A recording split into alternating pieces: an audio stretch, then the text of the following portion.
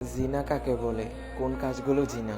লজ্জা না করে আমাদের সকলের জানা উচিত। হে মুসলিম ভাই ও বোনেরা, জাহান্নামের কঠিন আযাব থেকে বাঁচতে চাইলে এখনই নিজেকে শুধরাও। নিজের আবেগ আর মন গড়া যুক্তি দিয়ে জাহান্নামের আযাব থেকে বাঁচা যাবে না।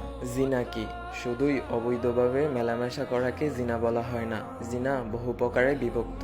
1 নম্বরে, কোনো বেগানা নারী অথবা পুরুষের প্রতি দৃষ্টি দেওয়া চোখের জিনা। 2 নম্বরে, যৌনতা সম্পর্কিত অশ্লীল কথাবার্তা বলা, জিহ্বার জিনা। 3 নম্বরে, বিবাহ সম্পর্ক ছাড়া অবৈধভাবে কাউকে স্পর্শ করা হাতের জিনা। 4 নম্বরে, ব্যভিচারের উদ্দেশ্যে হেঁটে চলা পায়ের জিনা। 5 নম্বরে, সেই সম্পর্কিত খারাপ কথা শোনা কানের জিনা। 6 নম্বরে, জিনা কল্পনা করা ও আকাঙ্ক্ষা করাও মনের জিনা। বুখারী, মুসলিম, সুনানে আবু দাউদ, সুনানে আল নাসাই। অথচ আমরা কেবল সর্বশেষ ধাপটিকেই জিনা মনে করে থাকি। এবার ভেবে দেখুন, আপনি এসব এর কোনো একটির সাথে জড়িত নয় তো? আল্লাহ তাআলা জিনাকে হারাম বলে ঘোষণা করে বলেন, তোমরা জিনার ধারে কাছেও যাবে না, কেননা তা অত্যন্ত নির্লজ্জ এবং খারাপ কাজ। সূরা বনী ইসরাইল আয়াত নং 32। জিনার শাস্তি। রাসূল সাল্লাল্লাহু আলাইহি ওয়াসাল্লাম বলেছেন, আমি স্বপ্নে একটি চুলা দেখতে পেলাম, যার উপরের অংশ ছিল চাপা আর নিচের অংশ ছিল প্রশস্ত, আর সেখানে আগুন উত্তপ্ত হচ্ছিল। ভিতরে নারী পুরুষ চিল্লাচিল্লি করছিল।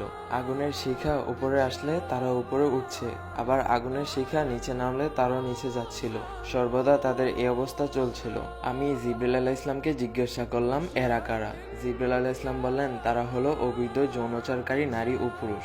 জিনাকারীর লজ্জাস্থানের দুর্গন্ধে জাহান্নামীবাসী অস্থির হয়ে উঠবে। সেদিন জিনাকারীকে পিপাসা মেটানোর জন্য এই পচা পানি দেওয়া হবে। তাই সবারই উচিত প্রেমিক প্রেমিকা নামের এই শয়তানের সম্পর্ক বাদ দেওয়া, কারণ হাসরের ময়দানে এই সব শয়তানি সম্পর্ক থাকবে না, থাকবে শুধুই আগুন। সেদিন কেউ কাউকে চিনবে না আর বলবে, হায় আফসোস, আমি যদি রাসূলের দেখানো পথে চলতাম। এই 7 প্রকার জিনার মধ্যে কোনো না কোনো ভাবে আমরা অধিকাংশ জড়িয়েছি। মানব জাতির চিরশত্রু শয়তানের ধোঁকায় আমরা প্রতিনিয়ত এই সকল পাপ করেই যাচ্ছি। সূরা ফুরকান আয়াত নং 27। জালেম সেদিন আফসোস করতে করতে বলবে, হায় আফসোস, আমি যদি রাসূলের দেখানো পথে অবলম্বন করতাম, অমুক বন্ধুর ডাকে সাড়া না দিতাম, তাহলে আজ আমার এ দশা হতো না।